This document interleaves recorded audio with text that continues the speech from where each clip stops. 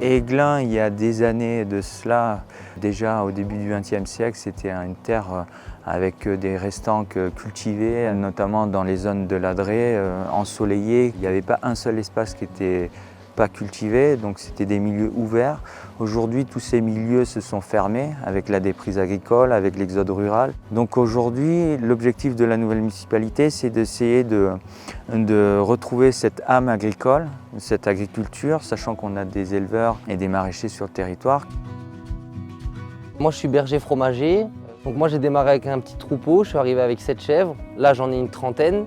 J'espère que d'ici 1 an ou 2, je passerai les 45-50 et ensuite de transformer mon lait en fromage pour le vendre dans des circuits courts.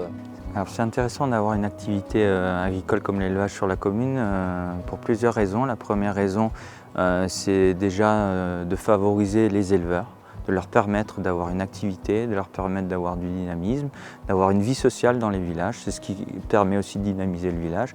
La deuxième, c'est d'avoir des circuits courts, donc des circuits économiques courts avec des produits de qualité. Et puis c'est également une question de biodiversité, de réouverture des milieux, de permettre aussi de débroussailler les espaces. Après mes formations agricoles, j'étais en recherche d'une location ou de terre dans l'arrière-pays niçois, peu importe la vallée. Et c'est l'appel d'offres en mairie via la chambre agricole qui m'a motivé déjà à venir visiter et ensuite le coup de cœur a fait qu'on a voulu rester et que ça a été le début de l'aventure chèvrerie sur Aiglun. La commune d'Aiglun est juste dans un rôle d'accompagnement financier, logistique, technique, sachant que les porteurs du projet restent nos éleveurs. J'apporte la vision qui me paraît la plus juste pour moi dans ma façon de travailler. Je leur apporte mes idées en termes de plans, etc. Et après, en collaboration avec la mairie, on choisit qu'est-ce qui est le plus juste par rapport au projet.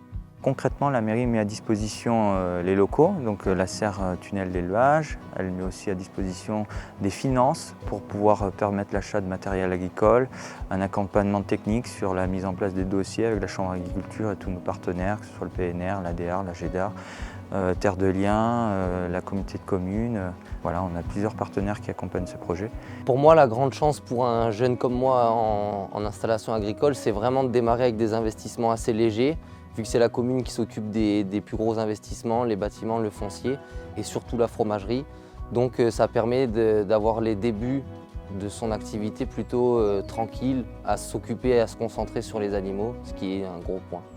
On a un contrat avec l'éleveur qui est un contrat de commodat actuellement, dans l'attente justement de la venue de la fromagerie, le temps qu'ils mettent en route leur production, parce que sans production, il n'y a pas de revenus, donc l'idée c'est d'essayer de les accompagner aussi financièrement, sachant qu'à terme, on voudra un bail à ferme. Le soutien est total vis-à-vis de nos éleveurs pour que voilà, on puisse avoir des produits de qualité, qui puissent développer leur activité de manière sereine sur le territoire, donc il y a soit les sociales, économiques et également alimentaires qui est important. Donc pour nous, ça couple vraiment beaucoup d'enjeux et d'intérêts.